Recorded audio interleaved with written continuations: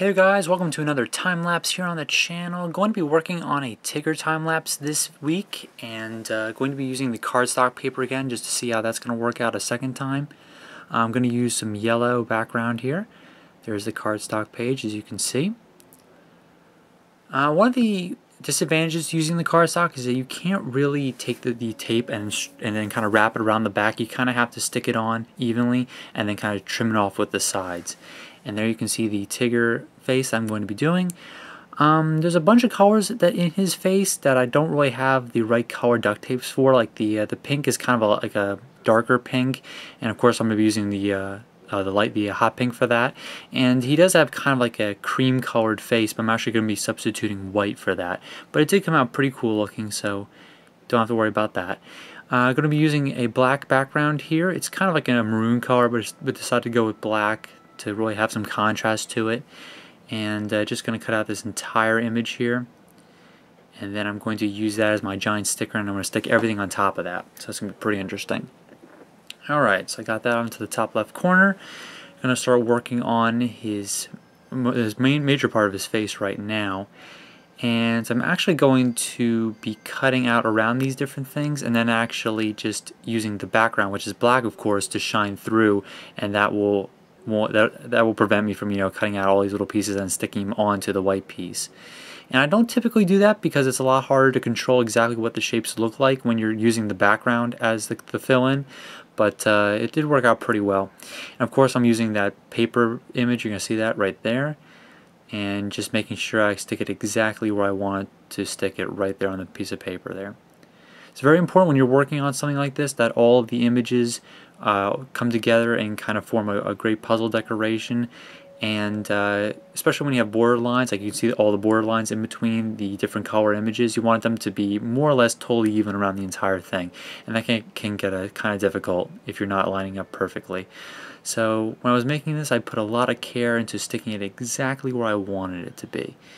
And you can start to see his face kind of take shape there. I'm doing it a little all over the place here, kind of just working on one piece at a time, but working on all the smaller pieces first.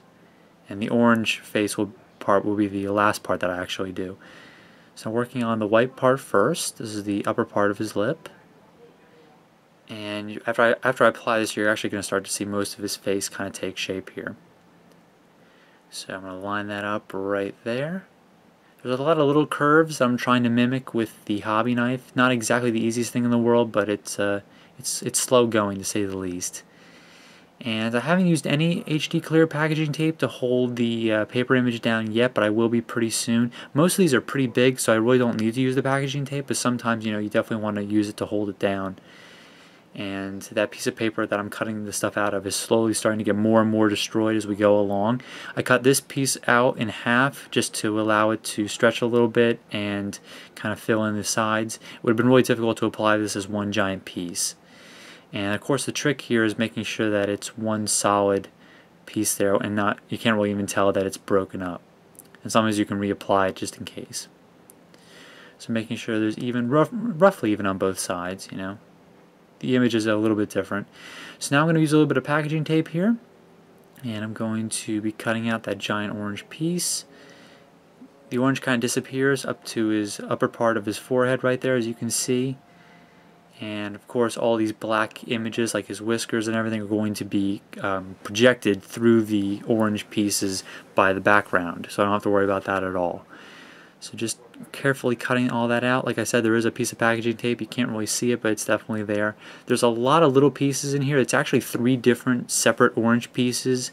There's one in the middle and then one on each side, and all those have to come together to kind of, give the idea of one giant piece, one giant image. So there's the part of the left piece. I actually cut that into 2 different pieces as well. Try to get an idea of how to apply that. There's his right part of his eyebrow, or of his forehead. This is the middle part, kind of right above his nose, the bridge of his nose.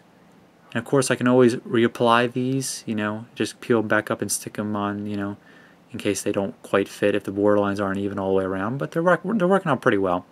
I do a lot of off-camera work, kind of making sure that it looks great before I stick it onto the piece of paper at the end here.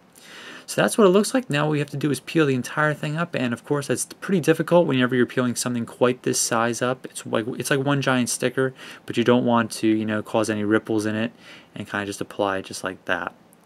So there's the image, and I'll do a brief shot so you can see it here. There you go.